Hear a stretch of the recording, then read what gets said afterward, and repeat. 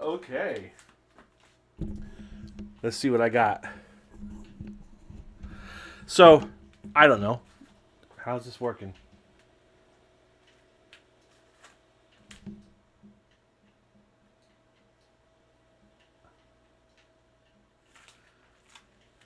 Let's see.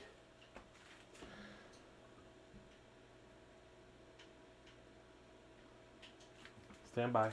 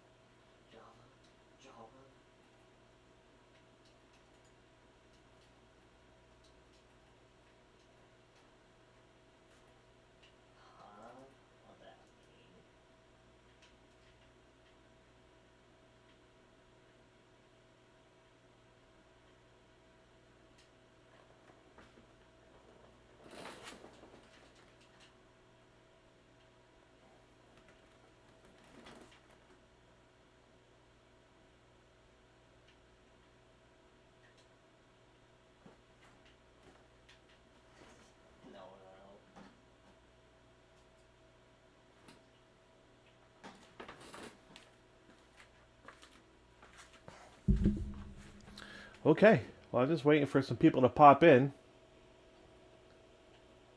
so I can test my stream.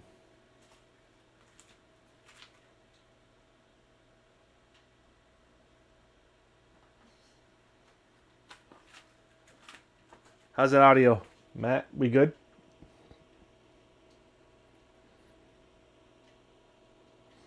This is obviously not going to be a master class in streaming.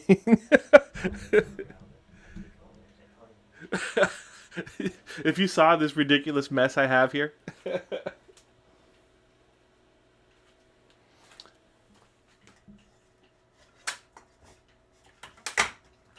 Oh no, don't break. Oh no. Oh no, I just broke one of my shelves. Oh, mommy. Mommy dearest. Oh, I didn't want that to happen. Oh. Sometimes just leave good enough alone, right? I guess that's the moral of the story.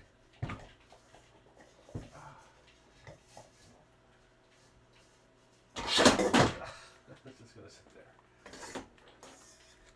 Trying to get a bit more light, but the light doesn't want to work for me. What a mess. You know what? This weekend, I'm gonna clean this mess. That's it. All right, so let me try to get this thing to stop spinning around on me. So here we are. My first attempt to do a live stream for for airbrushing anything. I don't really know how well this is going to work for you. I hope it'll come out okay. Um, I plan to airbrush the storm speeder completely. I'm going to try to do it so you can see it. I mean, my monitor is behind me, so I have to keep kind of looking behind me to test the frame and all that. So I kind of want to wait a few minutes until people pop in.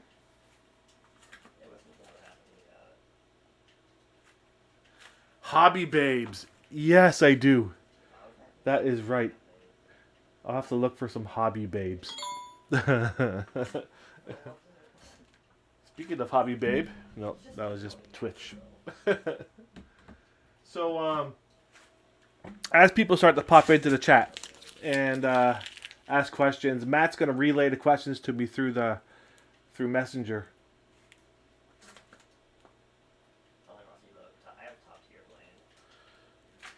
Oh, it's probably me. I've got long extension cables everywhere for all the cords, and I'm probably stepping on them every time I take a step. For the, in fact, I'm sure that's what's happening. Let me see if I can get the cords away without too much trouble.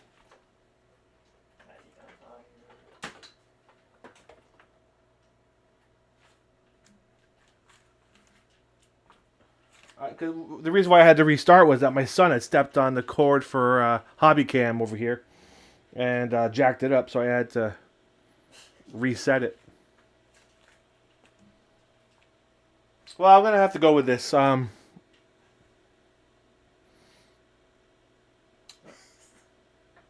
Definitely, as this stream starts to kind of build more and you know, I start to show some results from all these ads, I'll be buying better gear. I've been researching cameras and stuff and trying to figure out the best way to do it. That is on the list of things to do. All right, well, I wanted to wait until there were at least a few more people in here, but I guess they can watch it when I publish the video.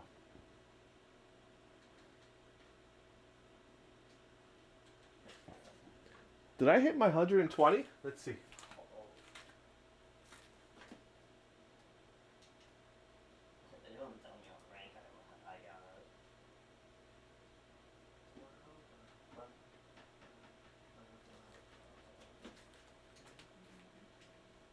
No, 118, almost to 120. Okay, well, I guess I'll get started, or else I'll be standing here all night. So, here we go. So, I'm just going to go, and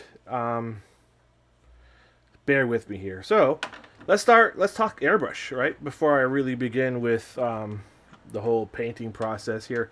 So, word of warning for airbrushing, it's probably not safe for you to breathe in, you know, way too much atomized acrylic paint. It's probably not a good thing.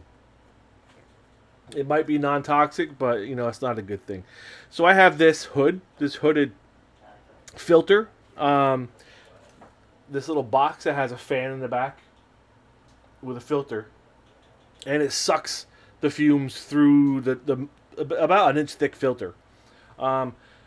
For a further layer of protection, you can attach a hose on the back, which I probably should do. There's a hose that comes with it, and then what you can do is like build an air box through another fan. You just get like a box fan with more filters, because I'm not anywhere near a window to kind of put the exhaust outside.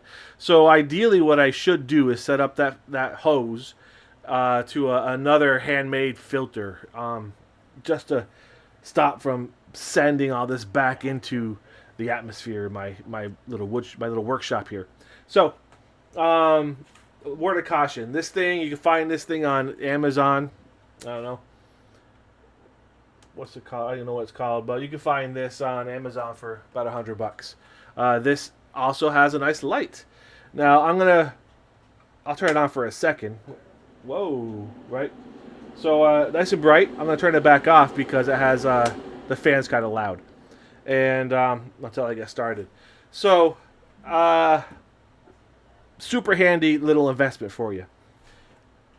Inside the box, I have this spinny little table, which kind of helps sometimes, and I also have a little extra hand here, which I can attach little bits to as I'm spraying.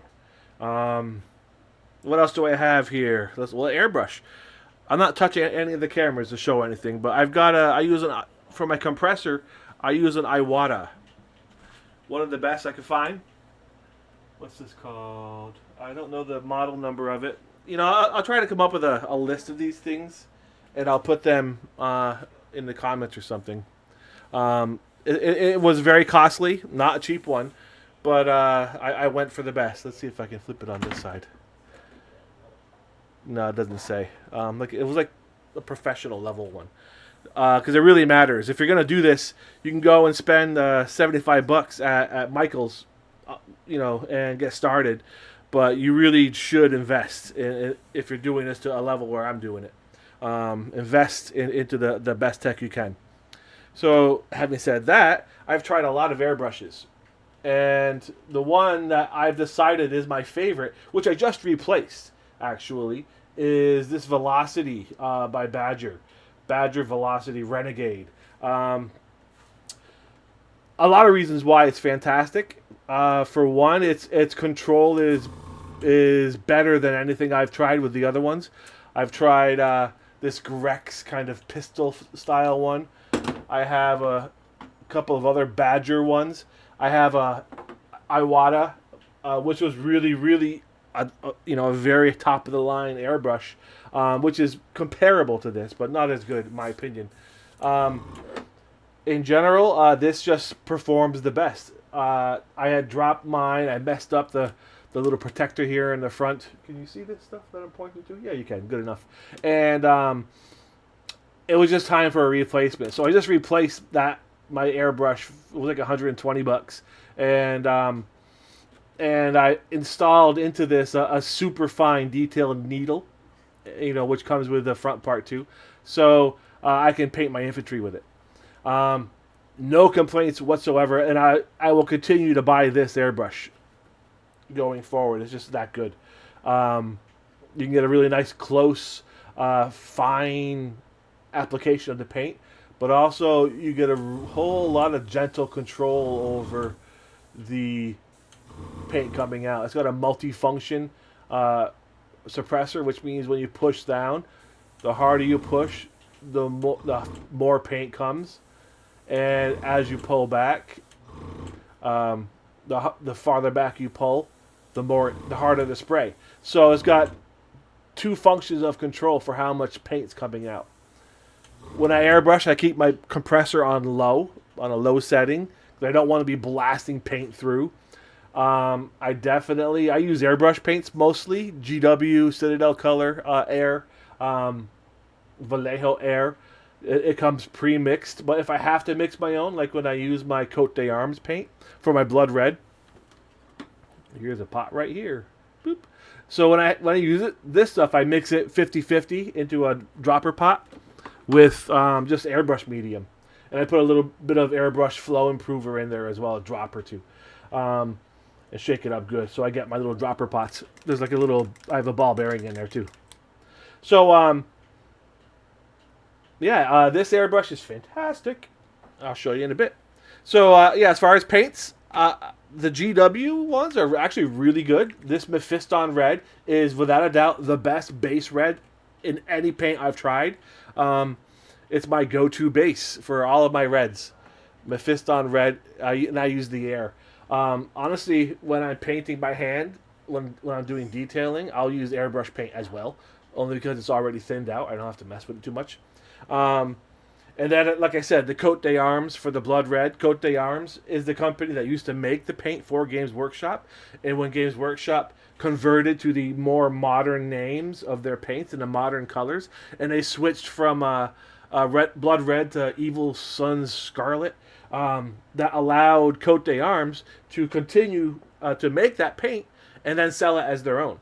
So all of the Cote d'Armes paints are the original circa 2008-ish GW paints. Blood red, scurfulous brown, vomit brown, all those old colors. If you're looking for those, Cote d'Armes has them. They sell them. It's the same paint that used to be sold by Games Workshop. So let me see if we got any questions or comments.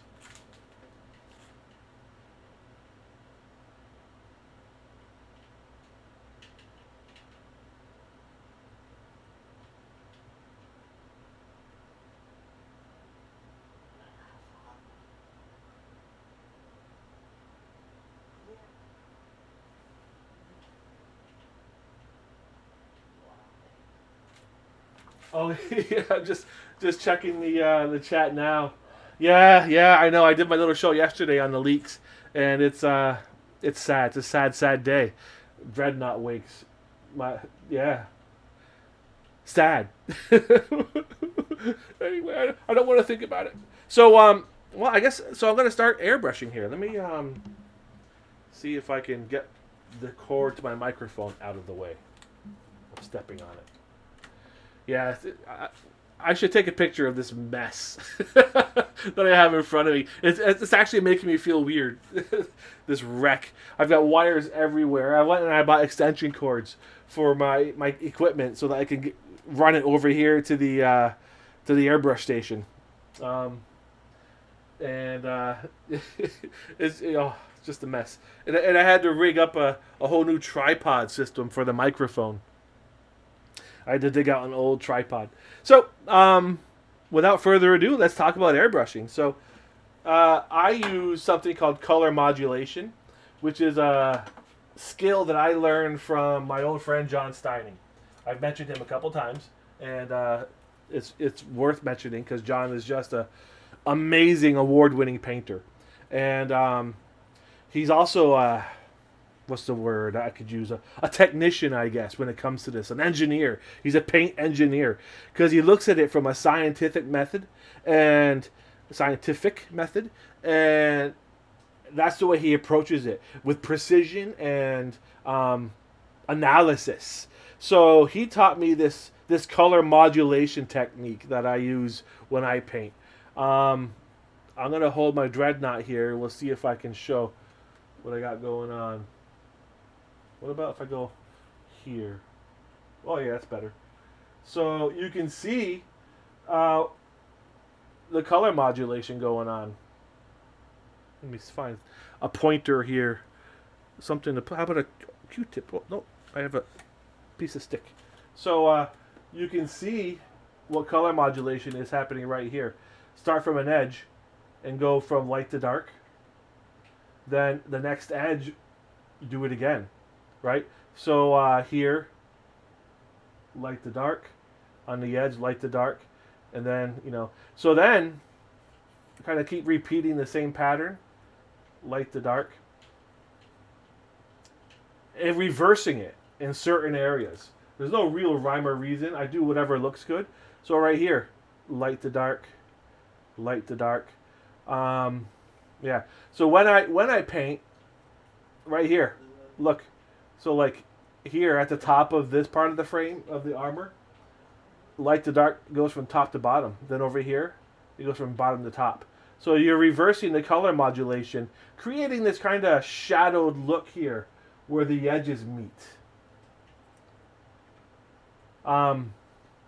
With the dreadnought, there's not a whole lot of parallel kind of running edges. It's all one edge to the next, right? One edge to the next. Versus like the Rhino, which has the exhaust ports on the side, where you can kind of change the color modulation with the exhaust ports to create a nice effect. The Dreadnought, the only place where that really happens is here, in the front of the armor here. Otherwise, if you see what I did, I went light to dark here on the knee pads, light at the top.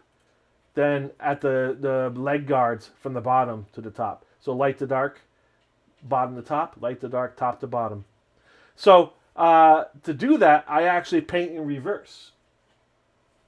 All right.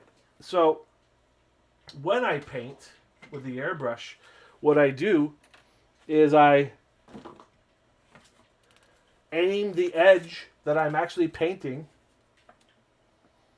down like this. So I'll be painting at it from this direction, and I'll paint off the far edge and then drag the paint up. Let me see if I can get myself out of the way. I'm like in the way. Face cam is blocked. Let me move face cam over a little bit.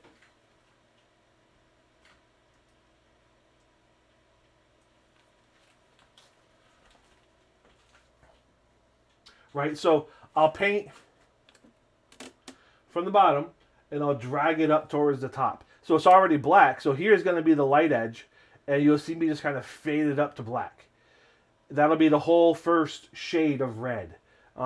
Every armor plate is going to get the same application using a Mephiston red. And then, once it dries, I'll go back into it with blood red and just do it again, but less, not as far. So, let me double check the chat real quick and see.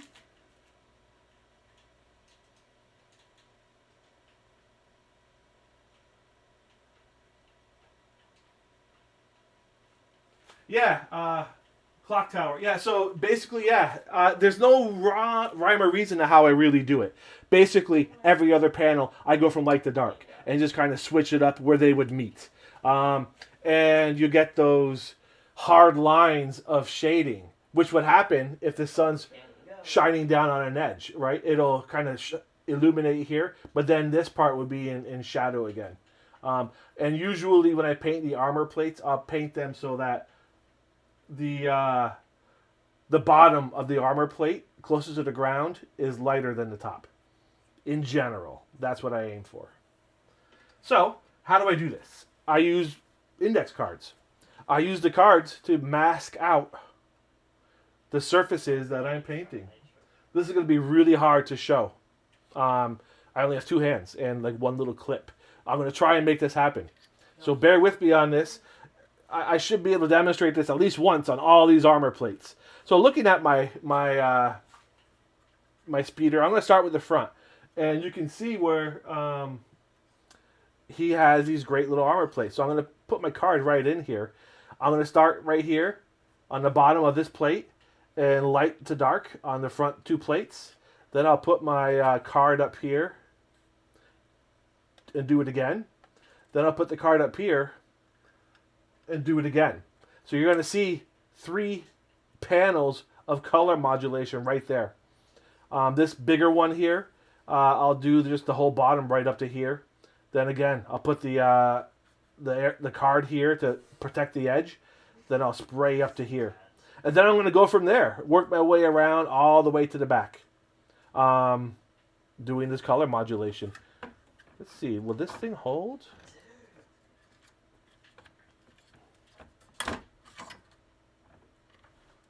Gonna have to repaint that foil on the bottom. Getting scratched up. Ooh. Oh. Yeah. Look at that. Yes, that should work. All right. So here, let's turn on the compressor a bit. The fan. We'll see once that spools up.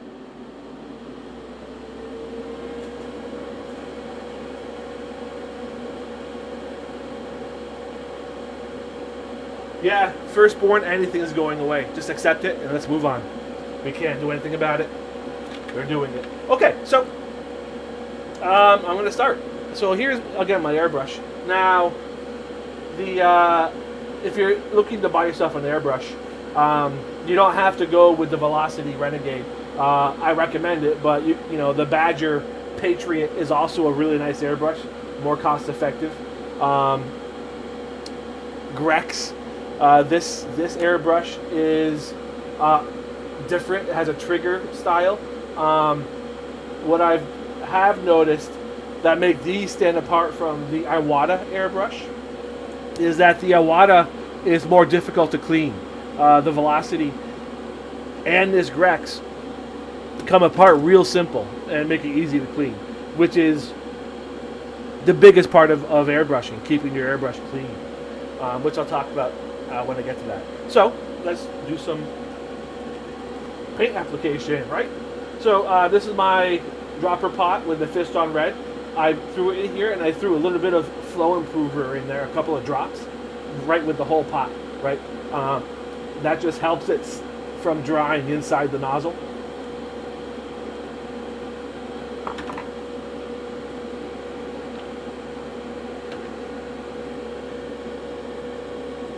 I don't put a whole lot in. I rather keep reinserting the paint rather than having a whole lot in there because it'll dry inside the cup and around and make rings and all that. Yeah, let me take a quick look at the YouTube chat there. Hold on.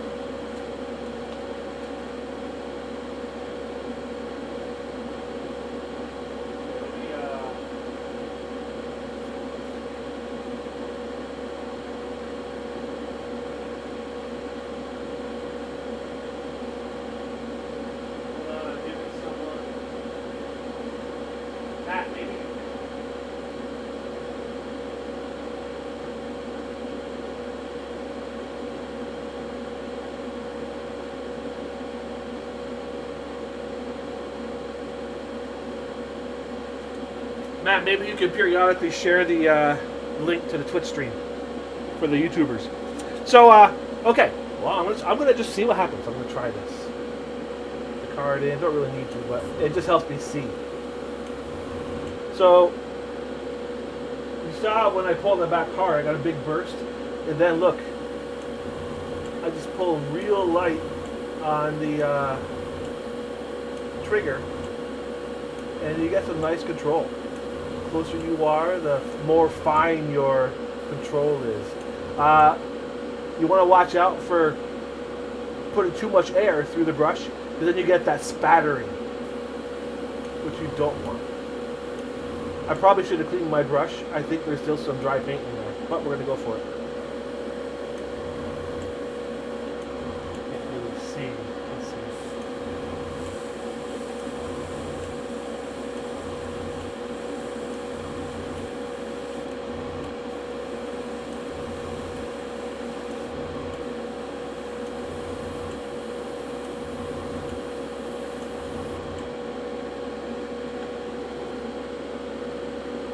Yeah, I'll take it. So I went a little heavy here. I'm going to give it a second to dry. Then I'm going to go back onto that with the Mephiston Red and smooth it out a little. Actually, that's not so bad. Let me come up here. Put my edge. Can't really see very well.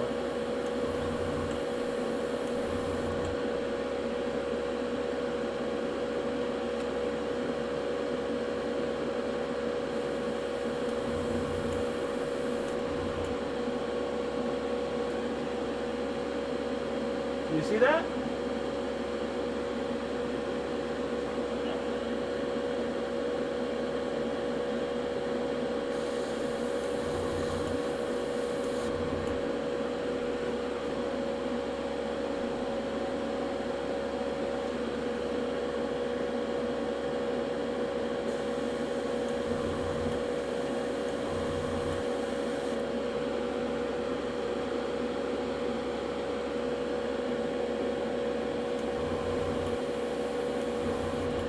Oh, a little heavy on that one.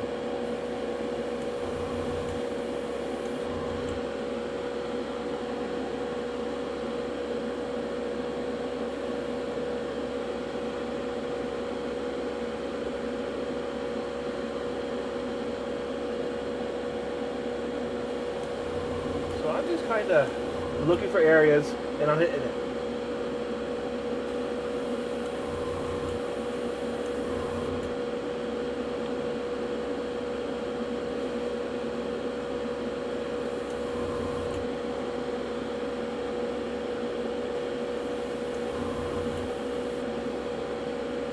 No real rhyme or reason, honestly. Well, there is a small rhyme and reason here.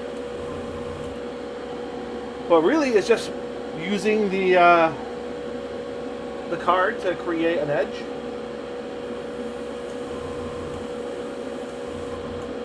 And going. When you do activate the airbrush, make sure you're holding the airbrush over the card, because when you first press the air, you might get a burst of color that'll spread out. You don't want that. Let's see. You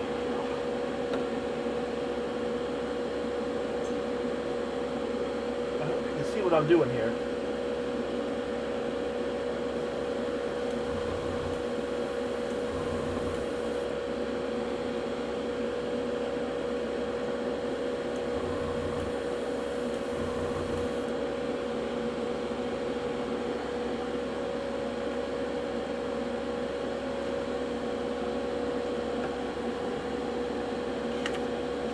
Okay, so I'm going to paint the front here.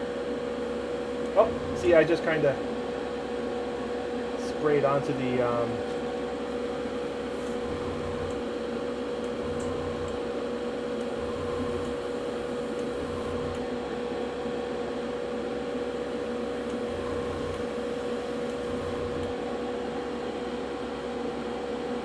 the card really helps to see the edge.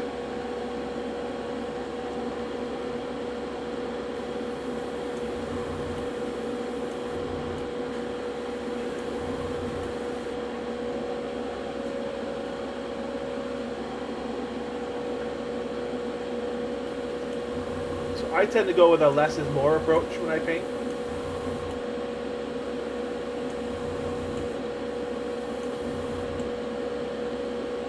Leave a lot of the black showing.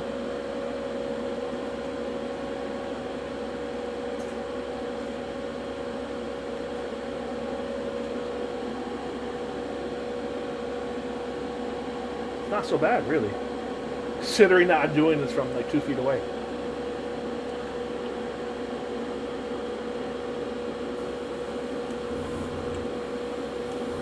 I definitely got to clean my airbrush.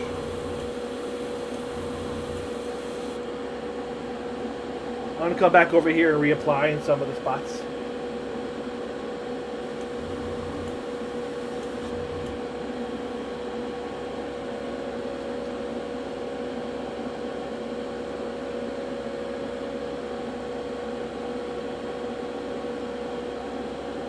If the ads pop up, I'm sorry. I know the other day we had someone kind of get annoyed by that, but it is what it is, friends. The best way is to just use those Amazon subs and subscribe. It's free. Do it.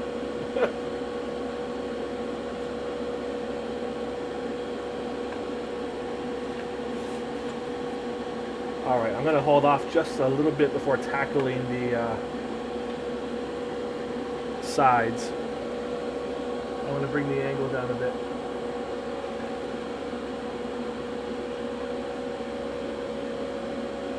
So now, a great spot for me to do color modulations right here. Here I went from bottom to top with a light to dark. So on this panel here, I'm actually going to go from here down to light and dark. So how I'm going to do that, I don't know. Let's see. I need like an L shape. Maybe, I don't know. I'm going to try and get it.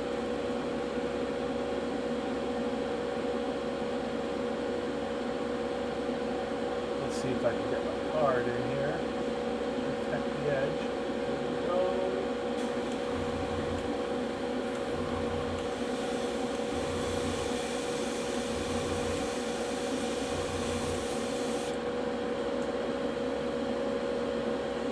Yeah.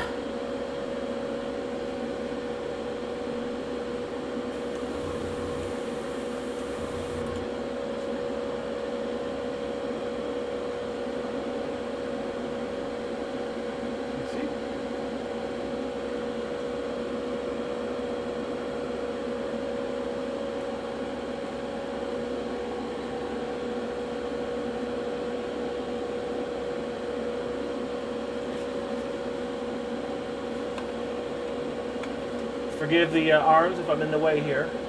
It's kind of hard to get in at the angle.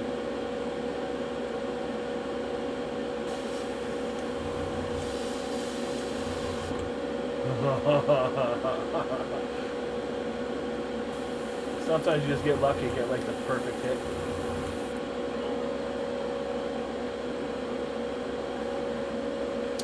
All right, so on these little side things, I'm just gonna kind of blast one from the edge here.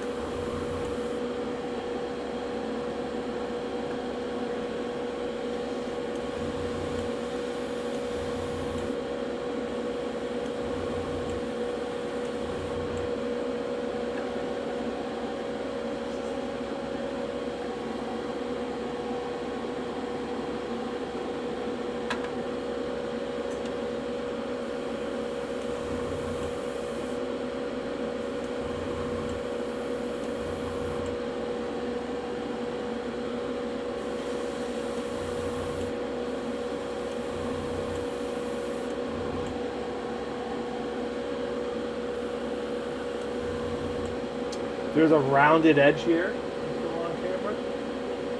So I don't know. Having never painted this before, if I was doing a rhino, I'd be able to pull this off really well, but I've painted so many of them. I want to try and save that edge. I missed.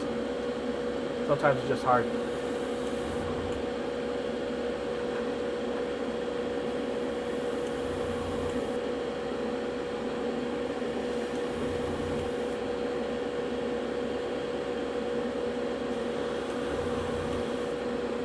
See, I modulated that, went from light to dark, and then from bottom to top, then top to bottom here.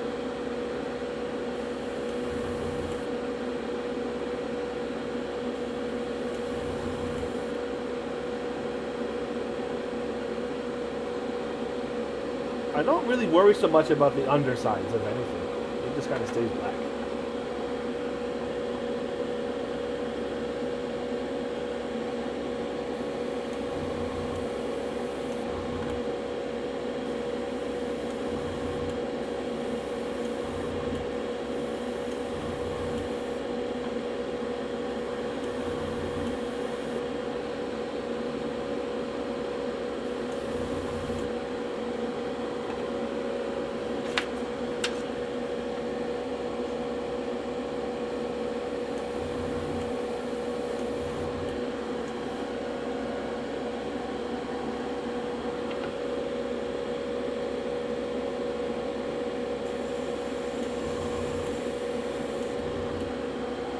Painting upside down and backwards.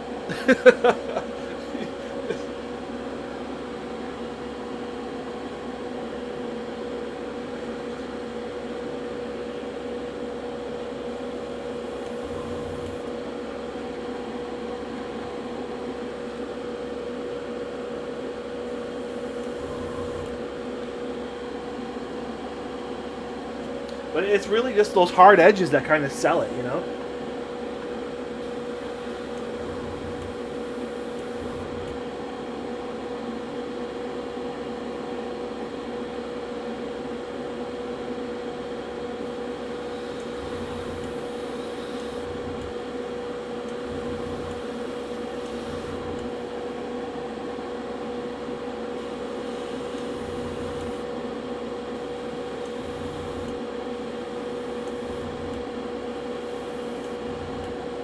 Right now I'm just kind of touching up areas, that's all.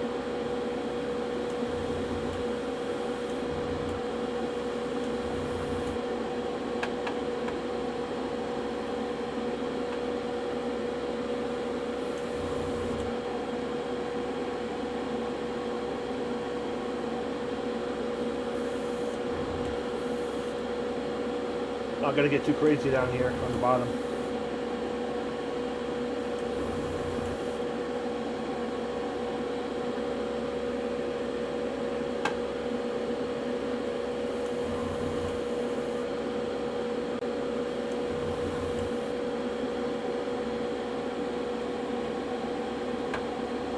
And that's about it for the first shade.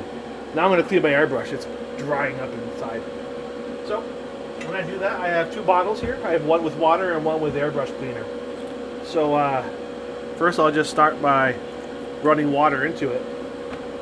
Then I'll kind of hold the nozzle shut and back below the air. Oh, you got to be careful you don't touch it too much. You don't want to bend the tip. There we go. Right. Back forcing the air will help to clean out the nozzle a bit. Then I just kind of spray it in there to gun it out real fast. Spray the water through.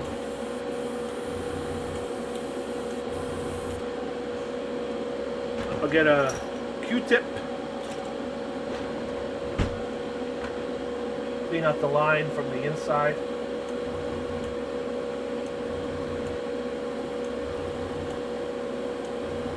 Airbrushing, it's all about cleaning the brush, which I should have done before I even started today.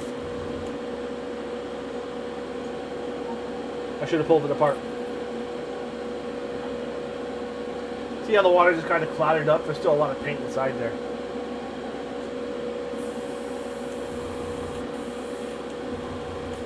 So run a lot of water through, then I go with the airbrush cleaner, the small amounts. And for this I use my little pot, right? This traps the airbrush cleaner. You don't want to be breathing that stuff at all. So I'll run it through the pot, and then any stuff that does come through the pot will go into the filter.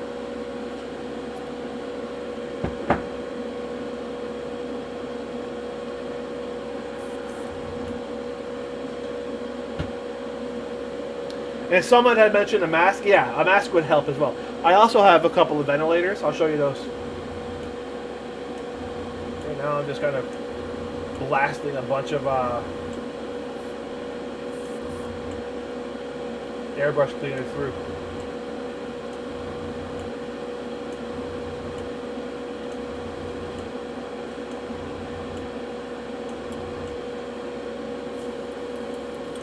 Alright. Then after I've done the airbrush cleaner, I'll run more water through. I really don't want the residual airbrush cleaner to be mixing with my next layer of paint too much. It creates a, not a terrible problem, but it creates a little bit of adhesion issue.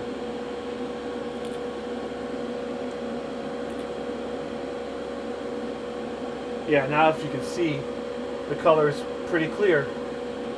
There's no more paint inside. That's how you know it's clean. Alright, put that down for a sec.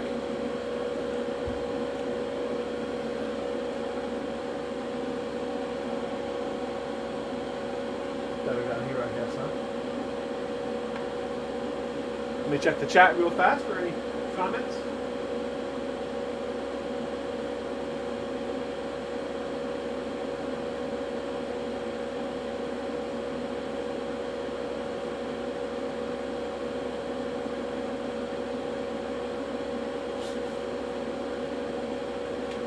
Yeah, so by no rhyme or reason. I explained my methodology at the beginning with color modulation and the edges.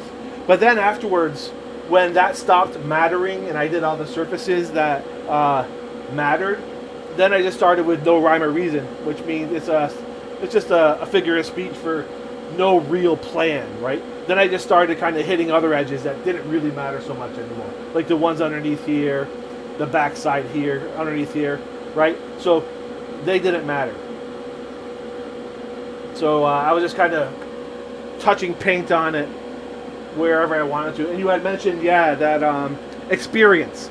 That's part of what I forget sometimes. I've done so many of these that I know from experience just what's going to work well and what's not. So, yeah, that's it. That's that explanation. So now it's time for the red. The blood red. And here's what seals it. Now the issue with the blood red, it's not airbrush paint, and so I mixed it, and it separates in the pot, so you're going to make sure it's cleaned up or shaken up really good. Your mixture has to be good, or else by good I mean balanced. There has to be a nice balance between airbrush medium and paints, or else you're going to get some thinness issues when you try to apply it. Also, things that happen is that it'll spread out too much, right? It'll bloom when it hits. You don't really want the bloom. Okay, so I'm going to go with this. I haven't used this one in a while, so I'm just making sure it's shaken up really well. Oh, I didn't paint the gun. You know what I'm going to do? That's only got like 3 real panels, huh? What I should have done was painted the panels separately. Painted the rest of it gray. Yeah. That'd be quick and easy. Okay.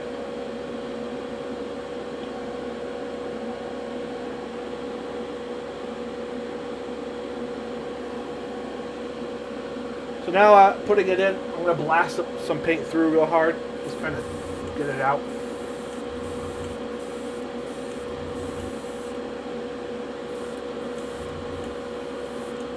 So you can see the difference in the value of the color, I guess the hue.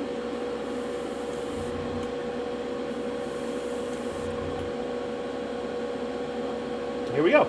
So I'm going to get a new card. Well, I guess that was my last new card, wasn't it? Let's check the nifty. Oh, here we got some. Okay. So again, the cards have multi-purpose. For one, they protect the other edges, but also they help me to see the edge I'm actually spraying. So look, you can see that my brush is dirty still. Oh no, I just poured all the paint out. No!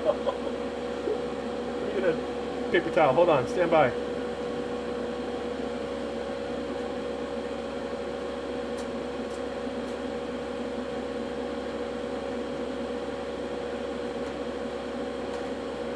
Alright, I'm back.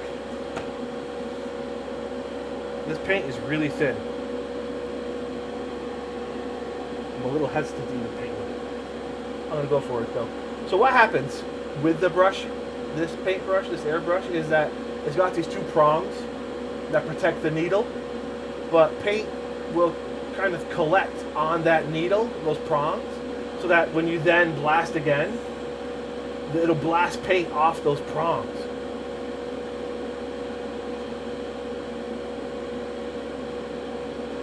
I'm trying to clean it off a bit. Yeah, I should have really given this a good bath. It's a brand new airbrush, so you know, that's why I didn't bother cleaning. I've only used it a couple times since I bought it. Okay, here we go.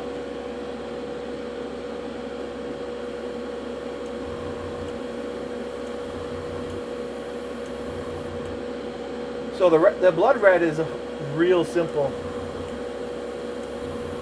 It's a highlight really. So you're just kind of touching it onto the front leading edges here.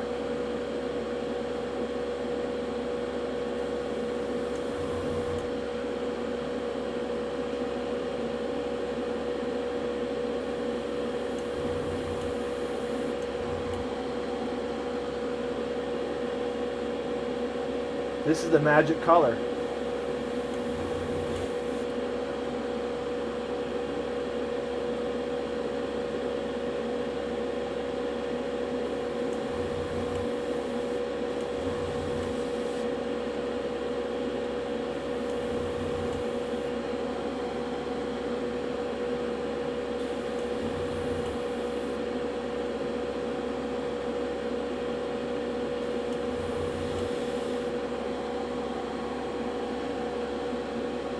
It definitely took me several years to kind of perfect this. It's not something that was perfectly good when I first started. So if you're trying this, it's going to take you a while. Just be patient with it.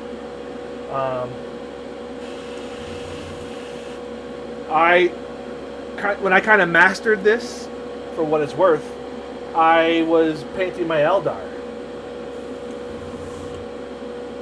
So for a summer, I just painted these things, you know? So I got kind of, that's how I got kind of good at it.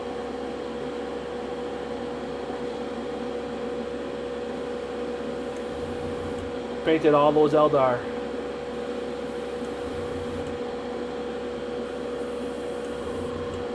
Which are for sale if anybody wants an Eldar army. I'll never play him again after going 0-6 at Battle for Salvation.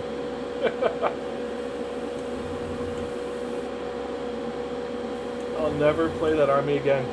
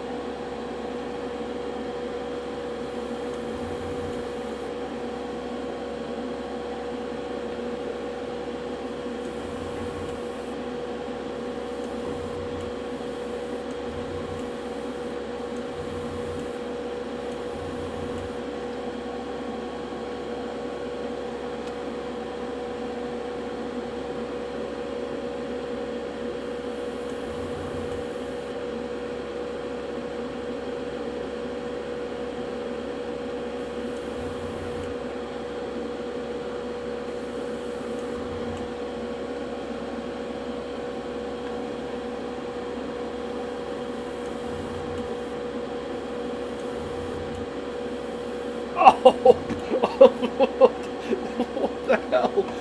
See what? Yeah, so it just built up. Exactly what I was afraid of just happened. Epic fail.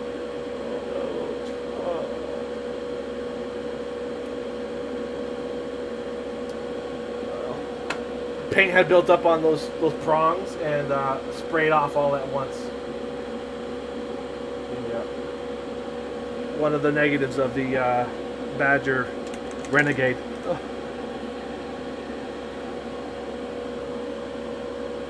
I was also going a little aggressive with the spray. My own fault.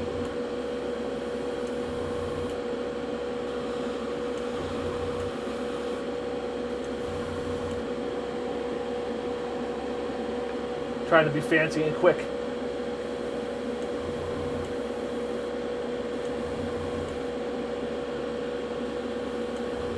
Sometimes I'll just paint right in the middle of an armor plate when I've already kind of modulated all the edges around it.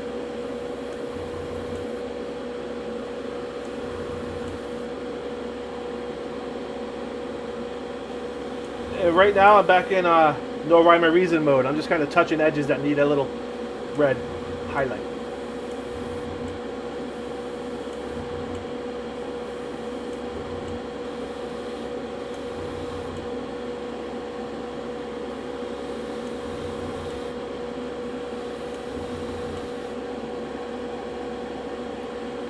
I used to do this by hand.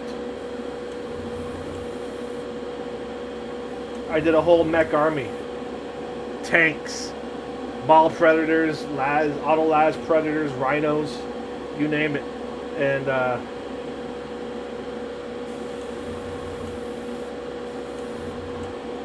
faded by hand all of the edges.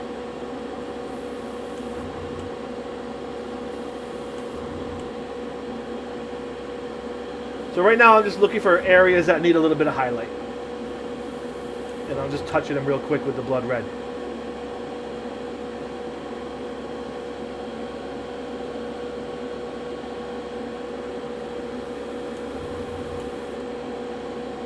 Now as you paint, you'll see me do this. I'll start close and then I'll pull the brush away. That kind of diffuses the paint hitting it. It spreads it out a bit, kind of thins it.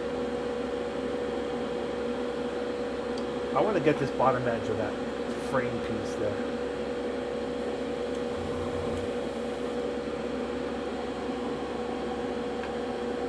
That's kind of hot right there.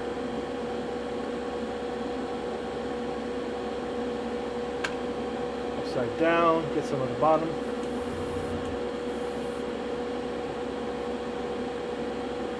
This is a pretty handy little clip I had today. I'm glad I had it in there.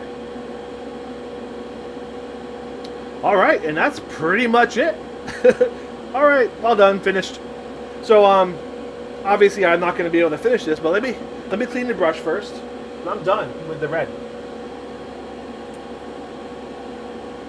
I'm going to soak my brush, airbrush, and I'll tell you about that. I'm not going to do it right now, but so what I do is I'll get a simple green, and I'll mix it like I'll cut it with like 30% water.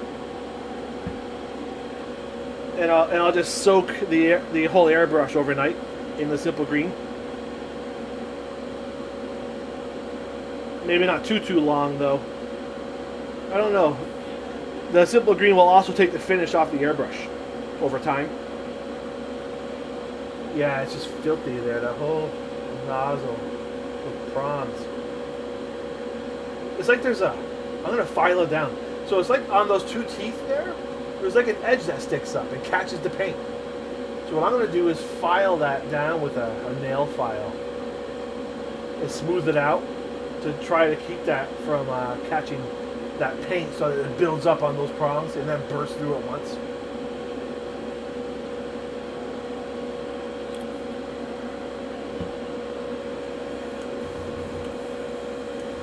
So I'll take the whole brush apart and I'll soak it in simple green. And then I'll clean it with the brush cleaning tools.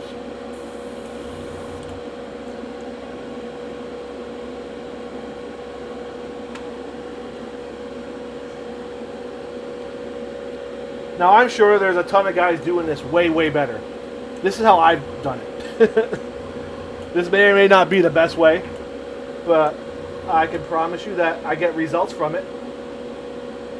And there's probably, you know, if you could find someone that does this, the cleaning process, better. I'd love to see it.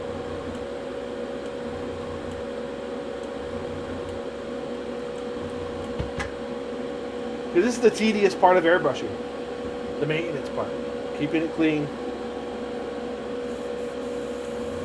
I'll spray the water off to the side, just into the air. Okay. Now let me show you this.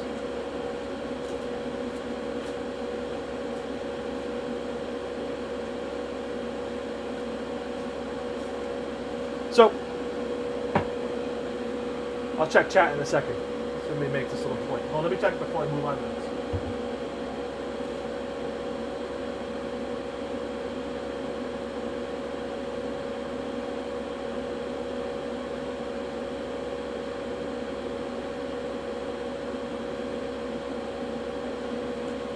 What's a vortex mixer? One of those battery-powered things that spins? I have one of those. I don't know what a vortex mixer is. Hazard stripes. Where are you guys saying I should put the hazard stripes?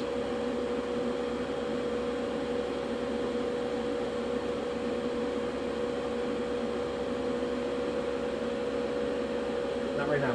There's too many cables. They're very delicate. I had to just shoo away my poor son. He just glared at me. Hazard stripes.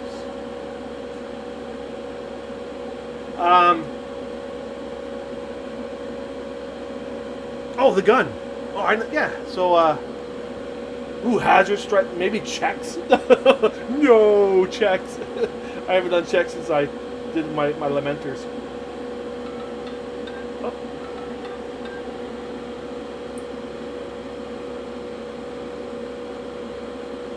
Hold on a second.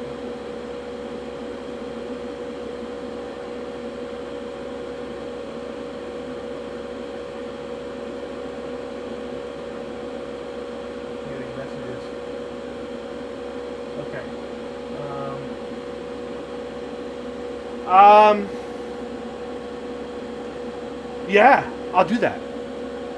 In fact, I'll do it right now. Impromptu. Before I move on to hazard stripes. You're going to get a treat here, guys. So, I'll do it now, if I can. So here's the finish, right? That's going to look like this. And the magic here happens with the varnish. I'll hit it with satin varnish and then with a matte varnish. Both of them are the Army Painter satin and matte varnishes.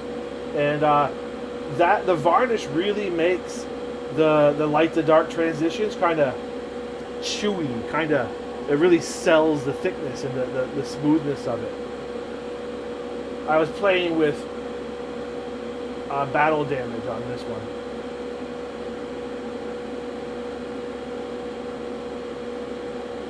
Yeah, so the varnish is really a necessary step. So let's go with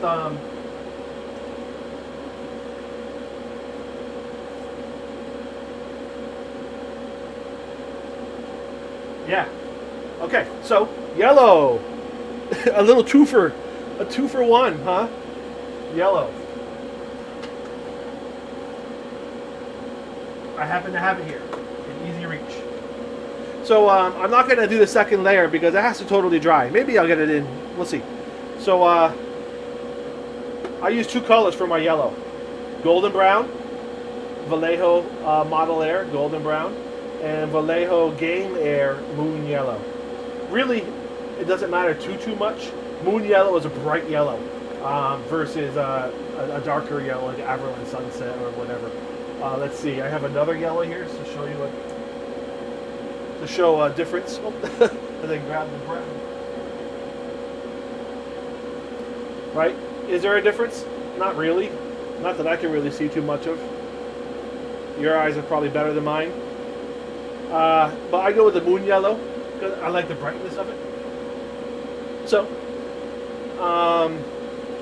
let's do this. So, I'm going to actually color modulate this. You're going to get color modulated hazard stripes.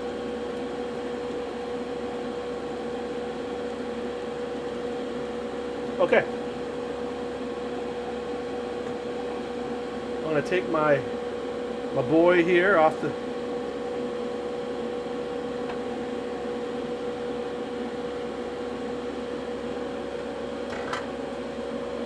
Hazard stripes.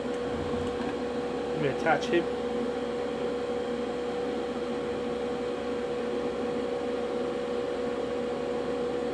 Okay. Oh no, don't break. I need you, clip. Oh no. It's broken. No. Sad day. Alright. Let's get real. Come on. No! No! Why? Why? Murphy's Law, right? Oh wait, will this work? Let's see. Murphy's Law.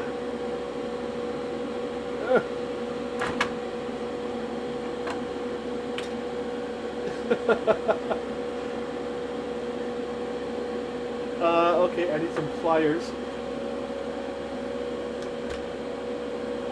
Let me see. How about some wire cutting? Oh! I wanted to show something that that Matt Box sent me. But I don't need it right now. I'm going to save that for next time. Sorry, Matt. I definitely will show that thing. I haven't opened it yet. I'm saving it for you. I'm saving the Jawa reveal for those fancy wire plastic cutters you sent me. So I got to open up the hole so I can fit it in here, and there we go. All right, crisis averted. This stupid clip. I was trying not to break it, and it just made it worse. Okay, let's see if I can make this happen now. So, this should be interesting because this is not a very secure system. I gotta crimp that on now. All right. Okay. How's that look?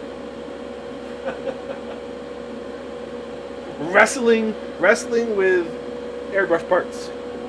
So, here we are. So, when I do yellow, I start with a brown base, and golden brown. It's kind of a yellowish brown.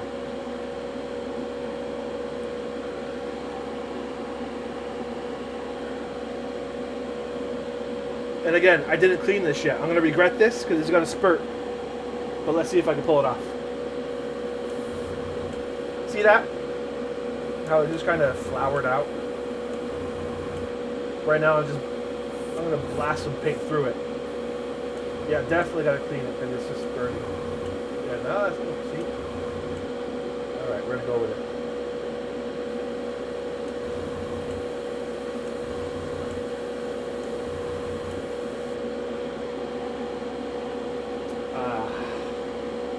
Not terribly happy with that.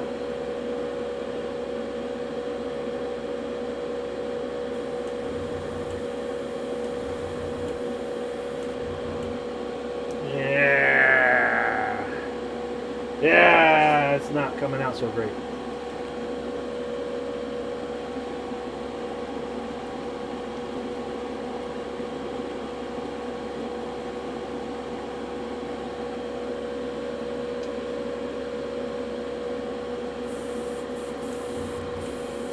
It looks like it's okay, but it's just not spraying well.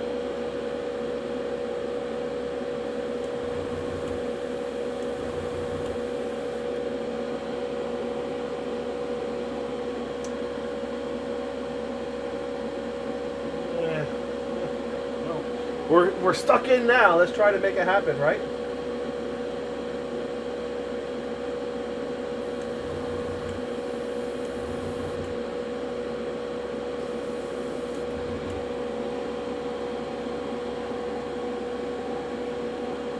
Part of my reach if I'm blocking the camera. I'm trying to rescue this botched job.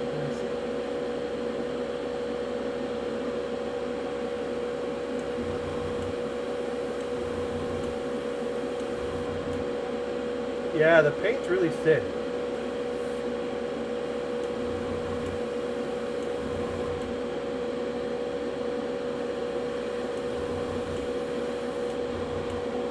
Yeah, this is running everywhere.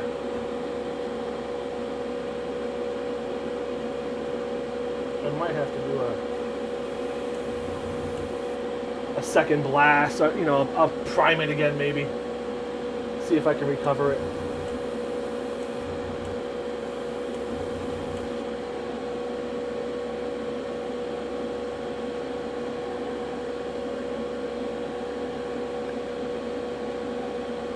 Frustrating. I just used this when I did my chain swords just recently. All right. This paint is about 8 years old. I've had it for forever. Kind of clean the airbrush out.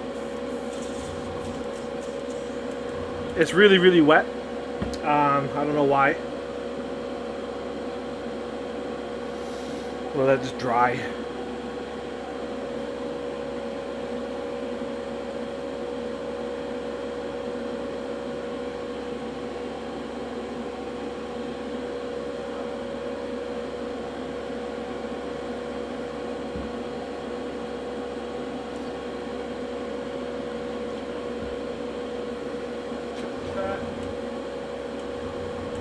Okay, good. Why am I even wearing this? Get here and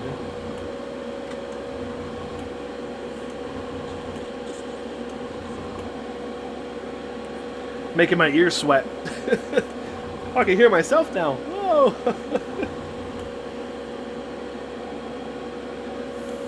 Okay. What I'll probably do is set up the just record myself taking it apart and cleaning it, and add that to YouTube for you guys that are interested in that as a separate video.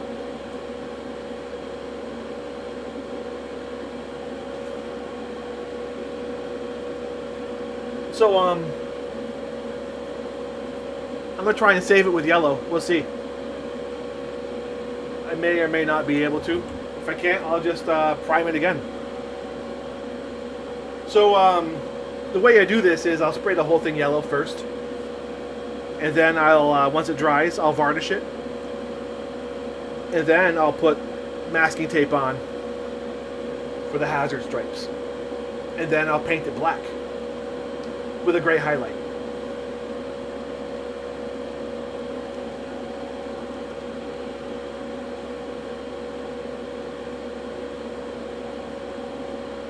Trying to look at the streams from across the room. Oh, let me check the YouTube chatter. Hold on.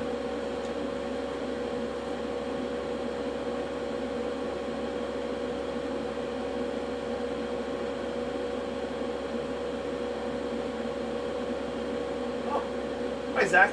Yeah, I've been trying to. You know, I'm down about I had hit again. I hit about 300, so I'm down to about 260, about 40 pounds. I got a long way to go, though. Doctor said lose weight or you're gonna die. So I gotta buckle down. Thanks for noticing. It makes me happy.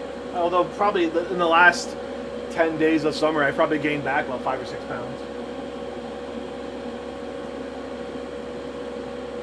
Thoughts on Libby Dreadnought, to answer that question. It's a sad loss, but frankly, I don't ever recall even using one in a competitive game. I think they were gimmicky, and they were extremely unused. I think it made sense to not upgrade it. I don't see why they didn't want to invest the money to make a sprue to add to the Brutalis Dreadnought. I don't know why not, like they did with the previous set. Frankly, I don't know why they didn't just do that. Add one more sprue that had bits for all 3 Dreadnoughts and just do it again. But there must be some kind of methodology beyond the stupid people that we don't understand why they chose not to do it. It's not about gamesmanship or lore. It's just about money. They didn't see it as being cost effective to do, so they cut the model. Probably why there's no jump pack priest. They just didn't feel like it. I don't know why, but they're definitely letting the models kind of dictate what is in an army, and I don't like that. Don't give us a model, give us the rules, we'll make the model, let us convert. But they're getting away from that for some reason. I want to convert. I like making my jump pack priests.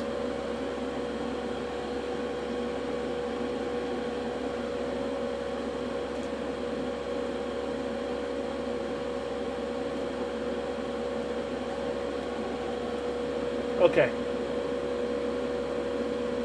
I'm tempted to try and swap out my airbrush.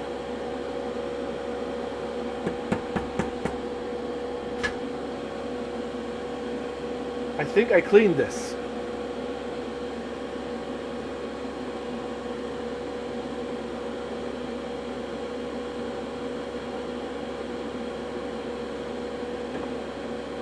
No, that's kind of dirty.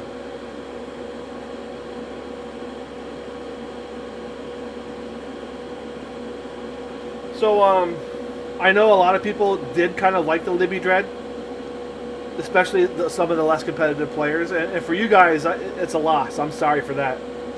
You know, because it's what made the Blood Angel special. And they're kind of taking away that stuff. The saying priest and the, you know. Why is there no jump pack saying priest? Why? Alright, I think I'm going to do a swap of airbrush. Because that guy is being frustrating. It needs a cleaning. Unless I want to try the Patriot. Let's see. I'm not very fond of the Badger Patriot. Yeah, he's kind of sticking. No. Where's my Iwata? Here, Iwata. I could have sworn I cleaned him. Maybe he's in a drawer. My second most expensive airbrush. Yeah, here it is. It's the Iwata Eclipse. Which for a while was like top of the line. Like one of the best you can get. I mean, when I say top of the line, there's top of the line. Like $2,000 airbrush. Which is ridiculous. Then there's like top of the line for us. And this one at one point was pretty much tops. But then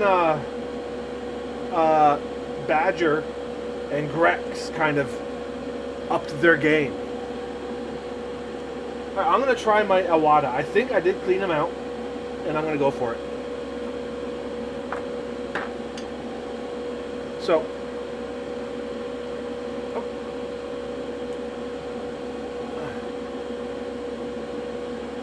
I need a pair of pliers.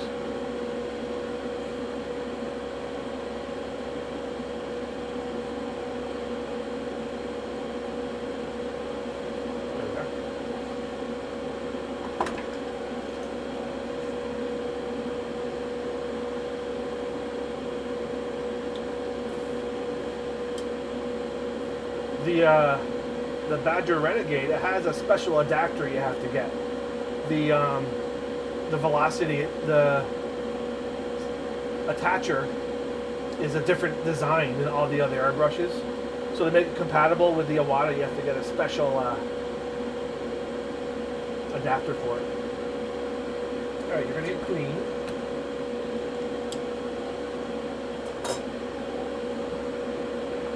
And my Iwata Eclipse.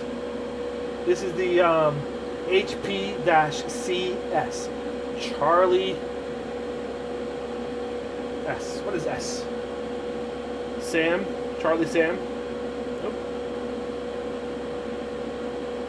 Okay.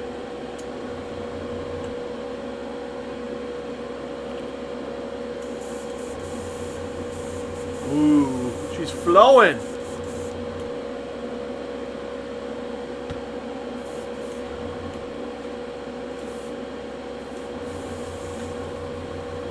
Okay, so I'm going to give this a shot. Come on, Moon Yellow. Don't fail me now.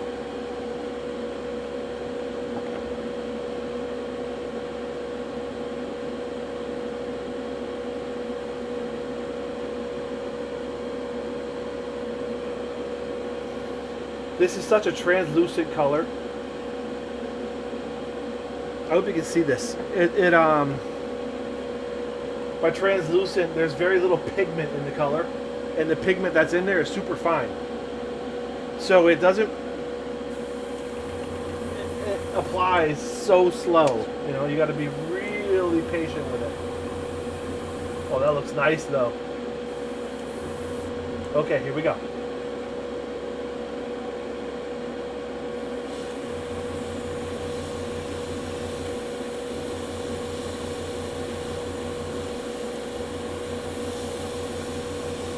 Oh, she's working.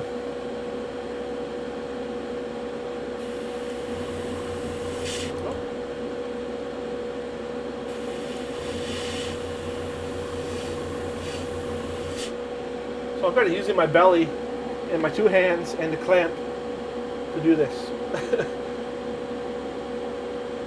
use the belly to kind of try to keep the card.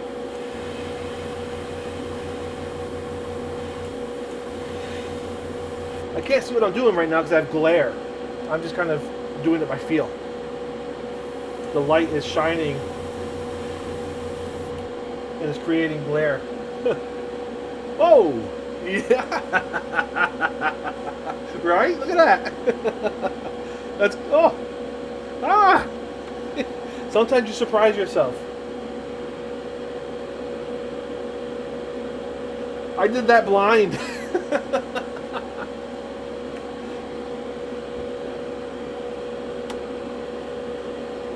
Oh, okay. Come here, belly.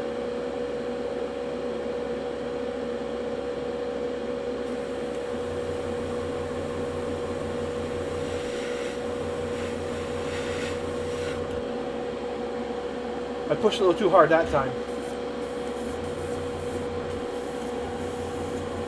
Oh no, it's clogging! Oh no! God, you were so close to being greatness. Alright, let's see if we can just do it. Yeah. I think that,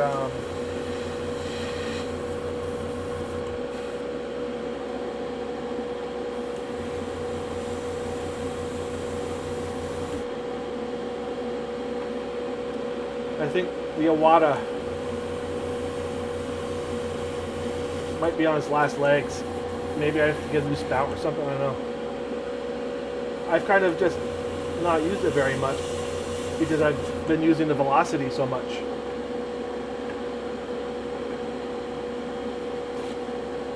Trying to get through this without having to change again. No! No! God! Why? I'm so close to being done. Oh, my phone's going off. Is that Matt? No. Let's see.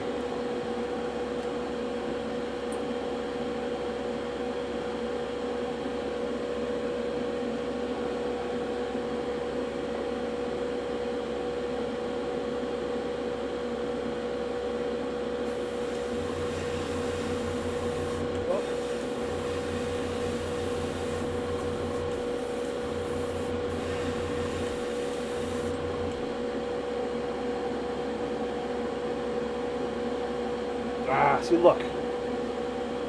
Too much sprayed out, and then the air pushed it into like a line.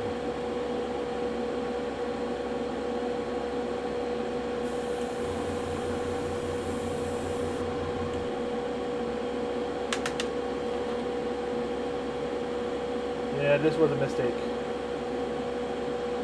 Oh well, live and learn, right?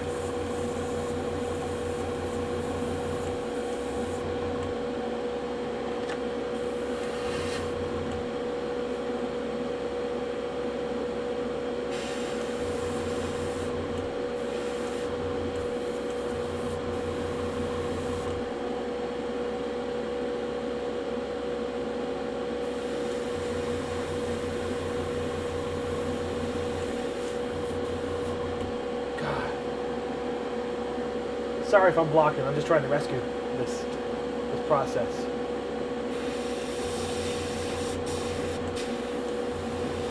With a dying brush. You know, I'm gonna give up on the Iwata. It's just not working for me.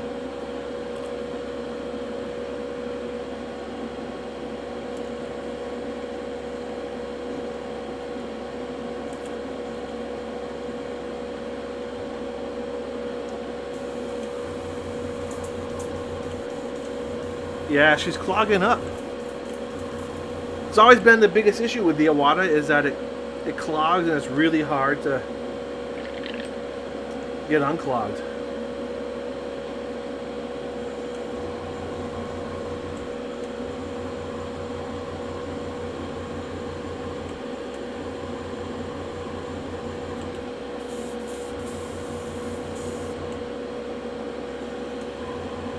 She was doing so well at the beginning.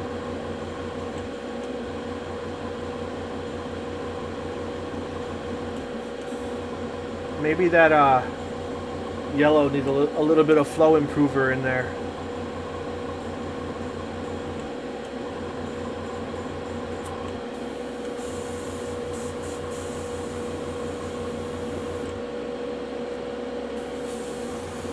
Or maybe the Awada needs a higher pressure. I'm going to research this. Maybe I'm not using a high enough pressure on the compressor to blast the paint through. The Badger Velocity doesn't need a lot of pressure. This thing maybe it does, otherwise it's clogging up in there. Alright, I'm going to rinse it out with water real quick and just try to finish the job. I'm so close to being done.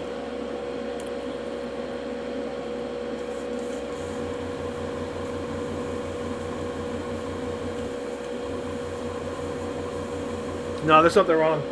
It's not even blasting water now.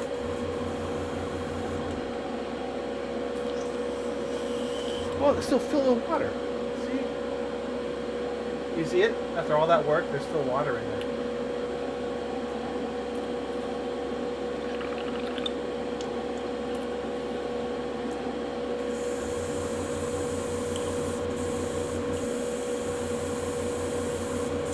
Now the water's blasting.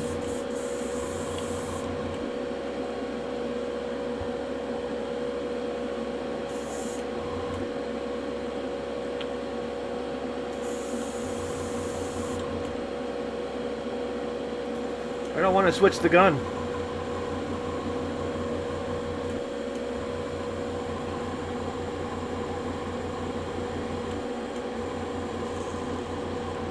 All right.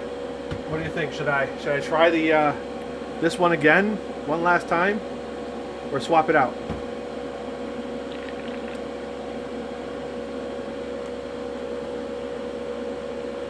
And retire this Iwata.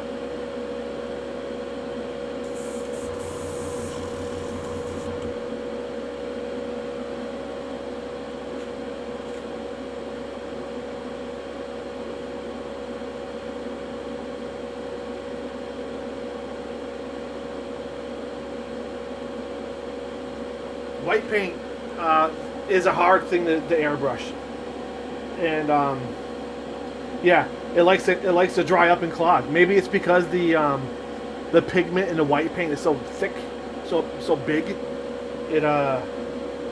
But yellow, this shouldn't be a problem. Okay, I'm gonna give this one last shot with this, just because I'm so close to being done.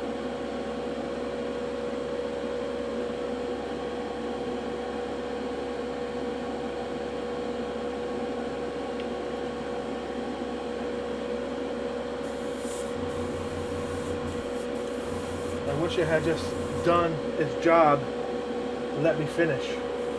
Oh, of course.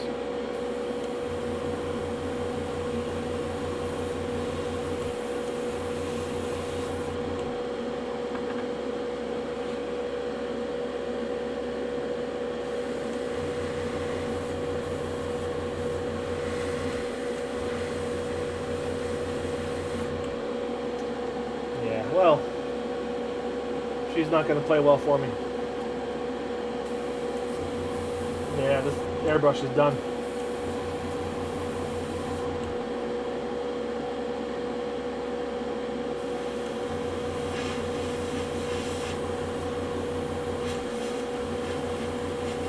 Yep, it's over. I give up.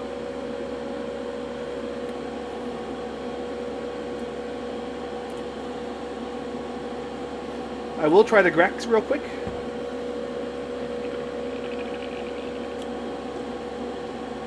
The trials and tribulations of the airbrush.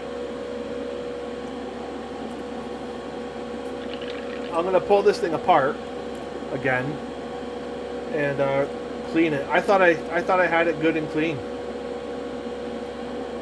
This shouldn't be a problem.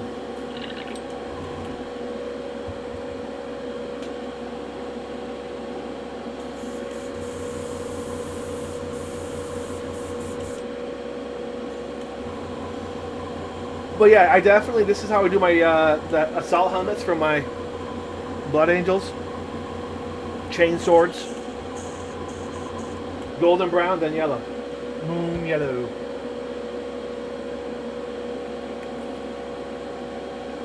Okay. Do one last swap. It's frustrating because I'm so close to being done. I only have a couple of little edges to get. Let's try this. The Rex.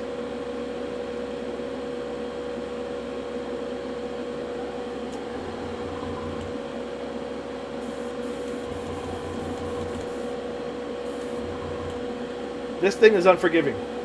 When it works, it works. Oh, yeah, you know what? This paint is really gooey, really thick.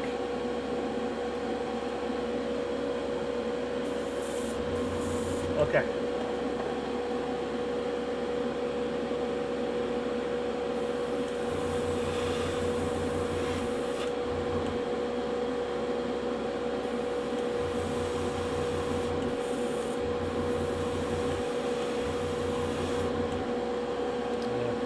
Well, not my finest hour. Oh.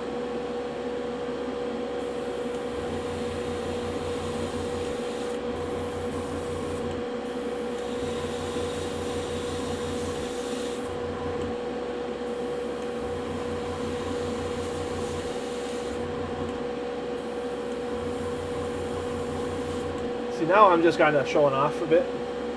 I've done it so much that I can pretty much get the edges without using a card.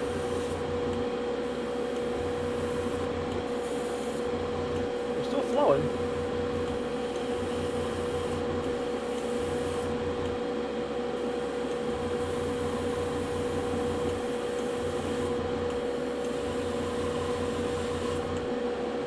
Alright, well, there's yellow. That looks pretty good, huh? You see that? Once I get out here,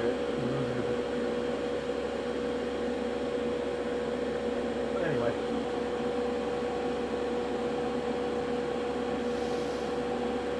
So that's going to look hot when it's done.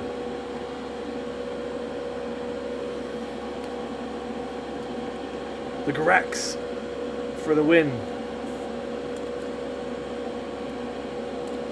I'm not a big fan of this trigger system.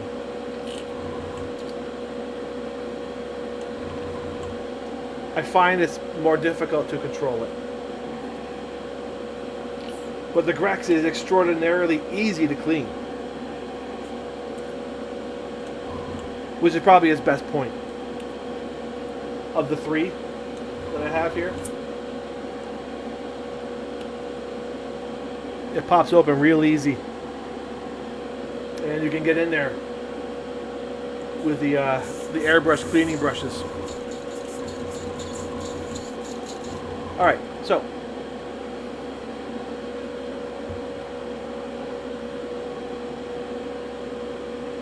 that's going to be pretty hot.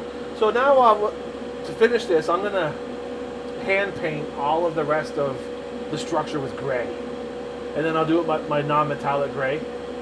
Silver with blue and shades of gray, and I'll probably do the missile pods with red missiles, and that'll add a nice accent of color to the finish of the thing, the speeder.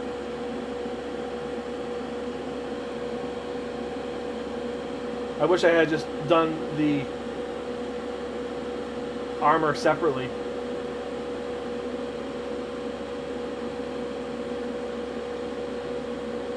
Yeah, that's pretty nice though, right? Now if I really want to get crazy, look. I'm just trying to scratch it a bit. Not working.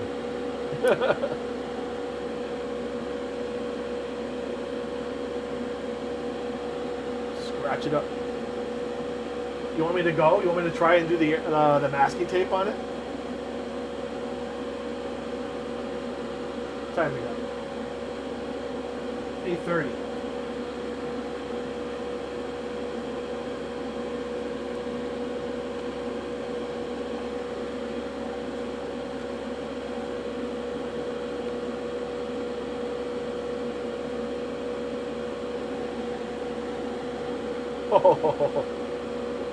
Yeah.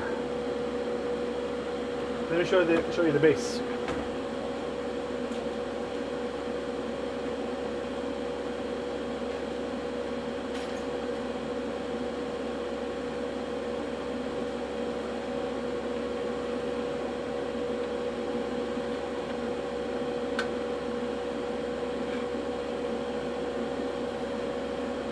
That's what I'm talking about, right? Oh, look how the yellow on the tree will kind of work with the hazard stripes. What do you think of that? The base isn't done. I got to put a wash of sepia in there and then dry brush it.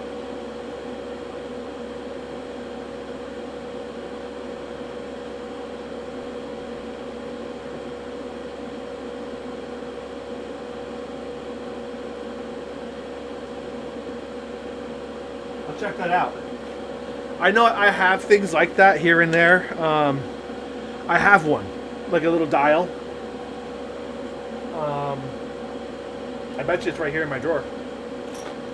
Here's a piece of something. That I already have one of those on there. I was never really taught how to airbrush, short of what my friend John showed me. You know, so like, yeah, look. Is that what you're talking about? It's got a dial on it. GMAC. This is a Grex product. Makes it easier, right? Maybe I should be using this.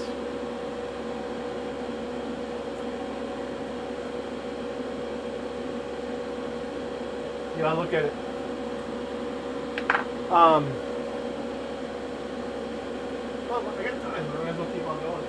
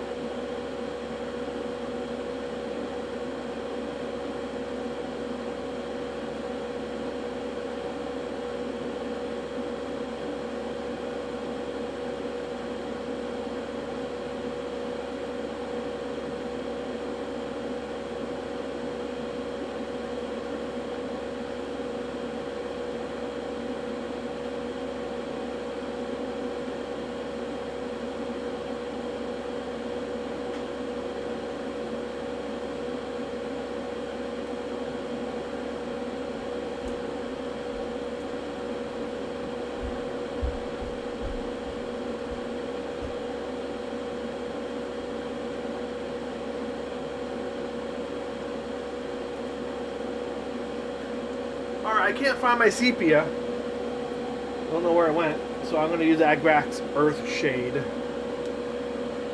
It's just a darker version anyway.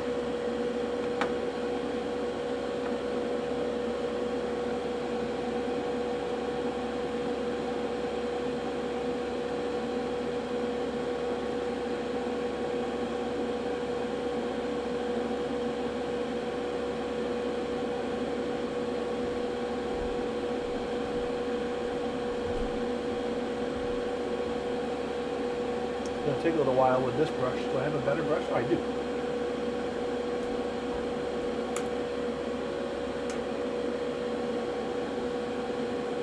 That'll help.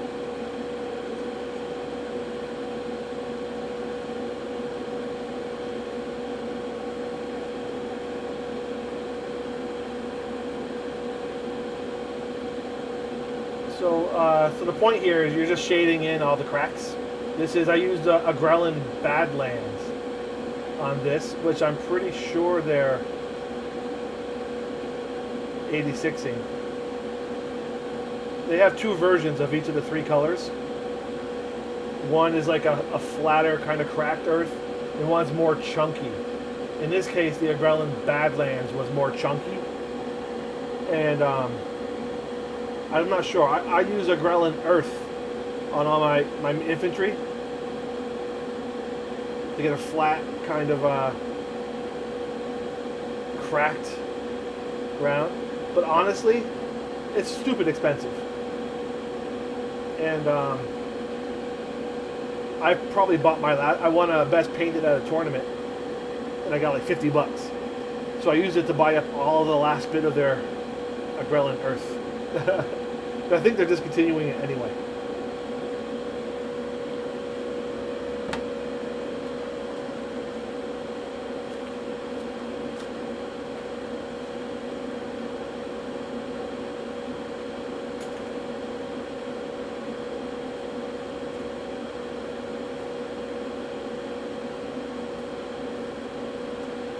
Okay, so I'm gonna go for it. Here, I'm gonna pull that aside,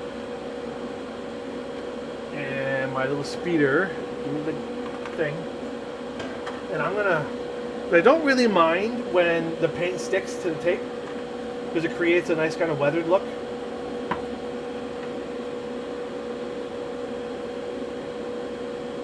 That will only give me 1, 3. Okay, I'm gonna go with this one.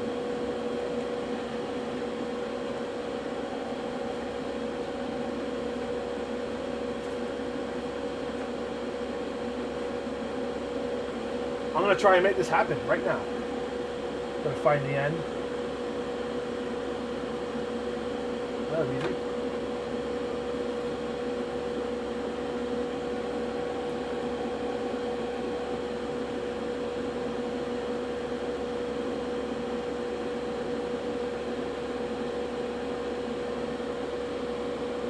Never done this before, so I'm just kind of doing it, right? I'm eyeballing it to get it equal spaced.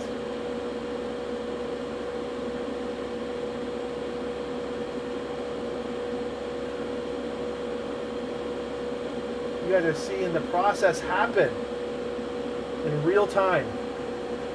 Trial and error.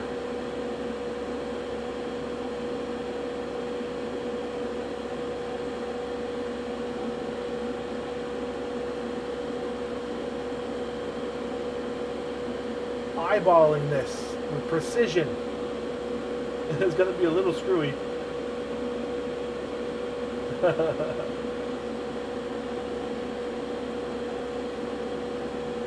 on, baby.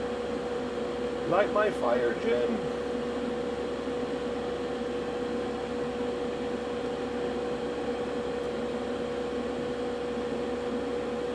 Ah, well. Well, the worst that happens is I do it again, right?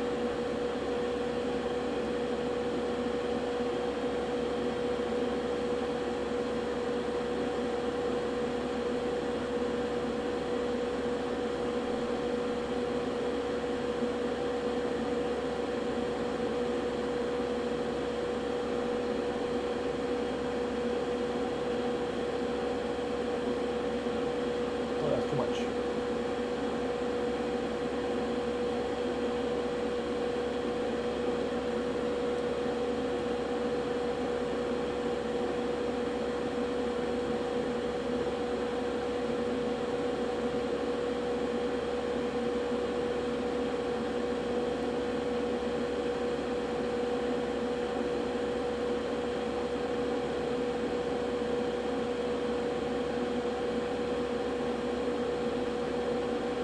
Not precision.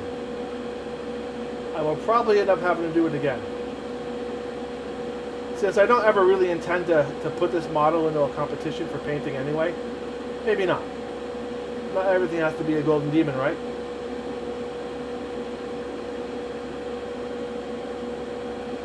Okay. Black. This black is pretty much done for. Looking to see if I have another squeeze pot of Abaddon black airbrush. Stand by.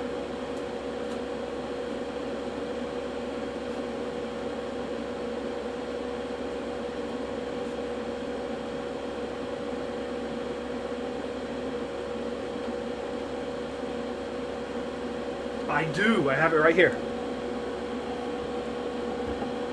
All right. Wish me luck. Here we go.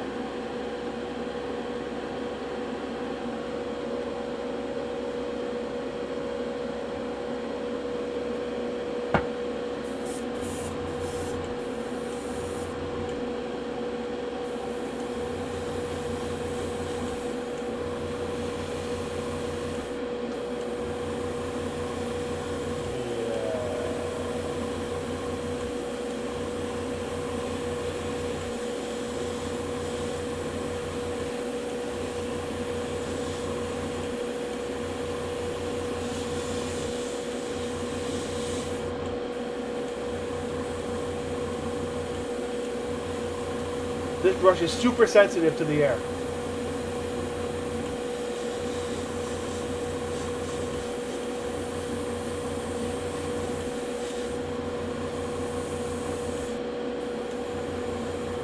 I'll let that dry on that side, do the other side. I want to get this quick.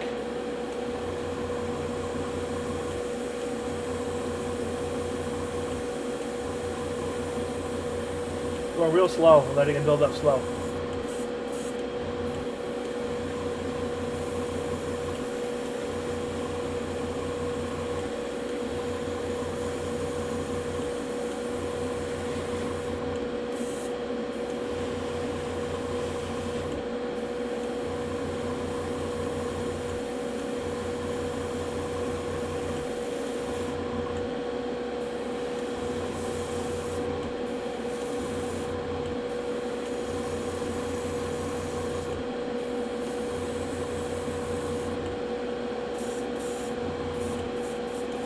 Okay, so that's gonna dry. So while that's drying, I'm gonna wash the brush real fast.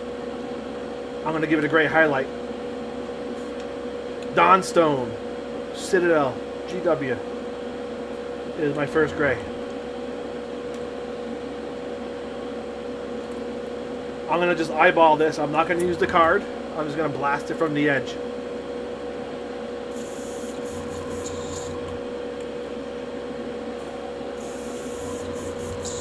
Okay, here we go. Dawnstone, where are you? I saw you up here a second ago.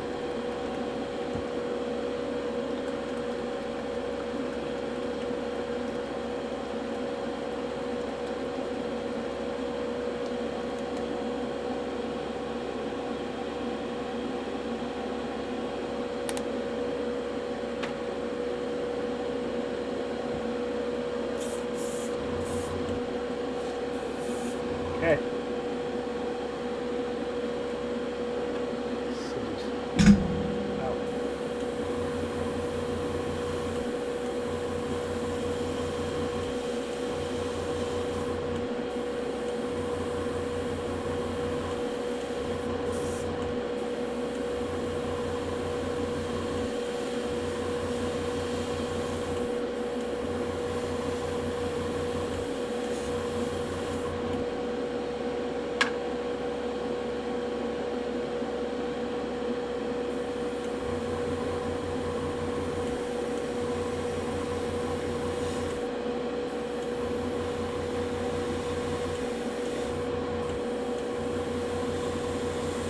Yeah, I'm going kind of fast.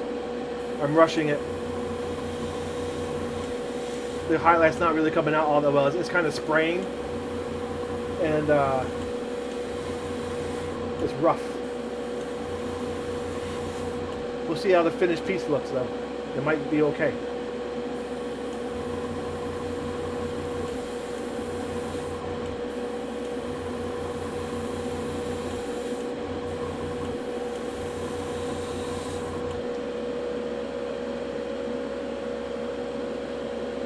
All right, here we go. Let me, I'm excited.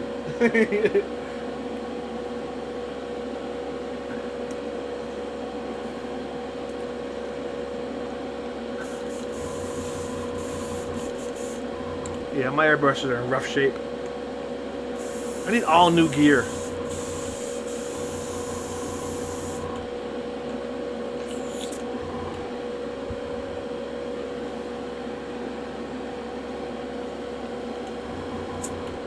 See, what I used to like, I would go to like, way back in the day, I won a bunch of tournaments, and you know, I get prizes and stuff, and that's how I kind of funded my. I would use that to get all my gear. Mechanicon one year, God, I got like $3,000 worth of prizes for winning Mechanicon. I got a Dremel.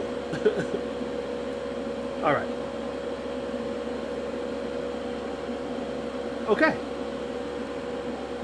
Here we go. The reveal. Let's see, anybody in chat? What do you say? Yeah, I'll get that thing rigged up. Here we go. So I'm kind of looking for it to be broken up on the edges.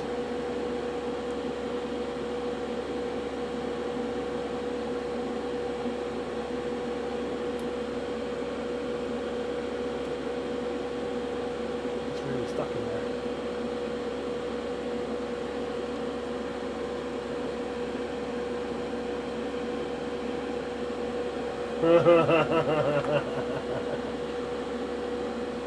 Good suggestion, whoever said it.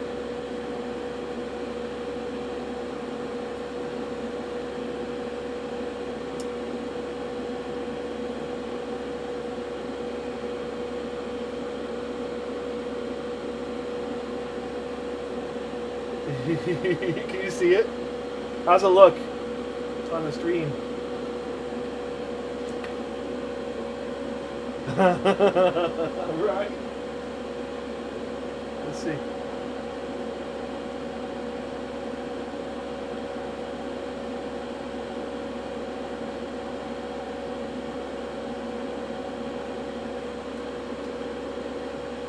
Let's bring this back in.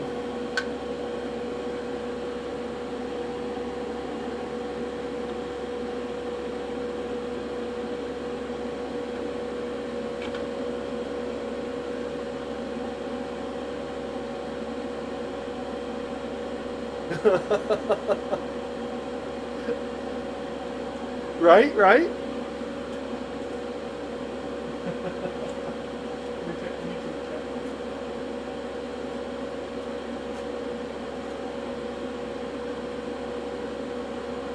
For what it is, the gray highlights actually kind of work pretty well.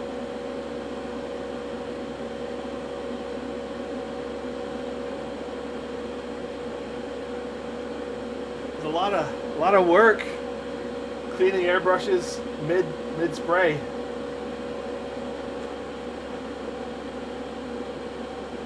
The only thing is that I didn't really think about was I should have changed the direction here, made it go that way so they kind of come in a V. I didn't think about that. First time.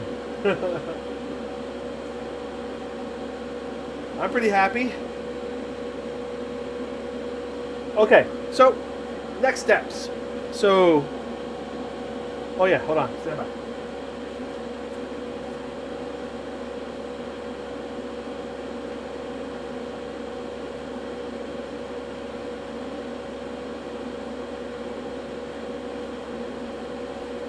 I went ahead and I finished the gun so they can go on and off. Like this, I guess. Right? So they're magnetized. Either the Laz Talon or whatever that thing is. The Tri-Melta. I'll paint those separately. So next steps. I have to paint the infantry, the pilots, and the gunner. Hand paint the frame pieces,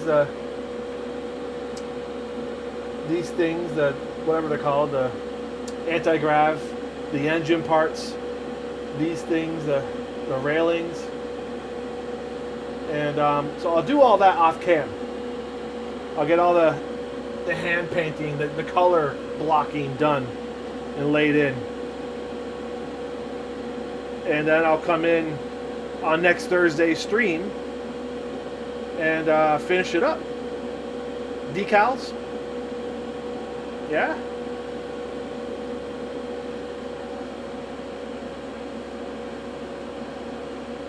Not too shabby though. I'm pretty happy with it.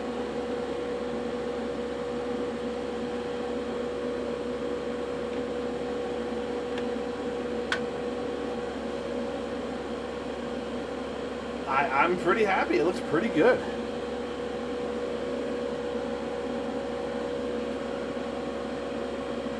Admiring it from afar. Okay, so that's going to wrap up tonight's session of Hobby Time with Jawaballs. Well, before I do that, let me have a few more minutes.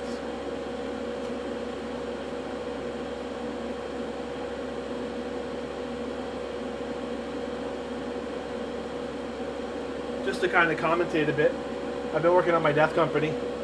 I hit him with a satin varnish. A lot went on here. Hold on, let me get rid of my flyer. With the Death Company. These are the ones where I hand did the X's. So I added some red wash to enhance the fading on the red guns and the gun and the sword. I highlighted the edges, and I painted the recessed areas with a black wash called Dee Dee's Magic Ink. That's how I do my black. Dee Dee's Magic Ink. And it kind of fills in nicely. And then I hit them with satin varnish. You know, while I'm on here, I'll do this. The matte varnish.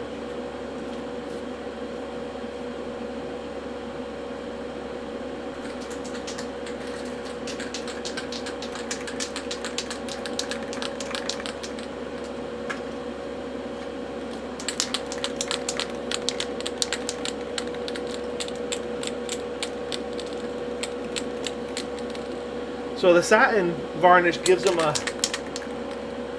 nice level of gloss, but then the matte brings it back down, but keeps that kind of nice chewy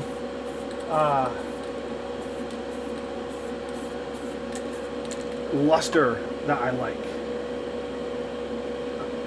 I can just turn that. Look. I like the chewy luster.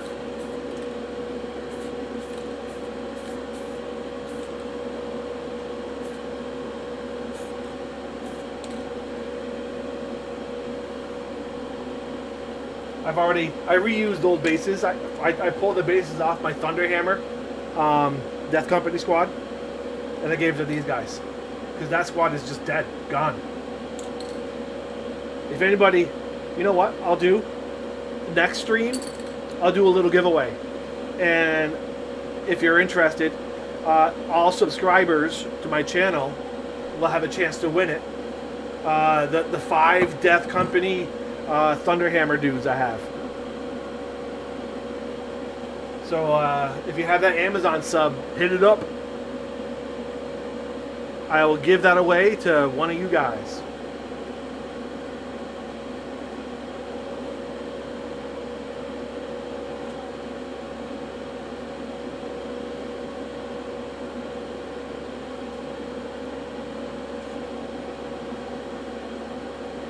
This happens pretty fast. This stuff works pretty quick.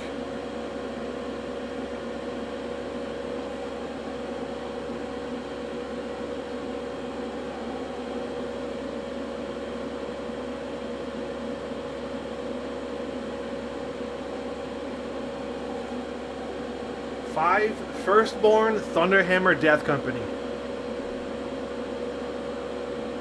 Giving away. My first giveaway. That's my intention, basically, for like the next year or so. When I start to get money coming in, I'm just gonna give it away. I'll get like box sets and hand them out to people. Mr. Beast on a very, very, very small scale.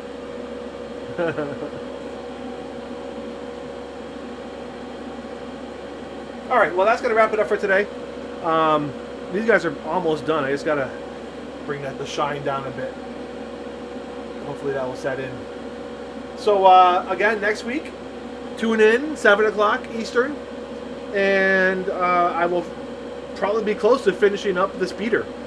And I will also do the giveaway for the 5 Death Company Thunderhammers. And baseless. I stole the bases. So, all right. I'm going to head over to the computer and kind of shut it down. So thanks for joining me. Turn that off. And I'll see you guys next week. All right.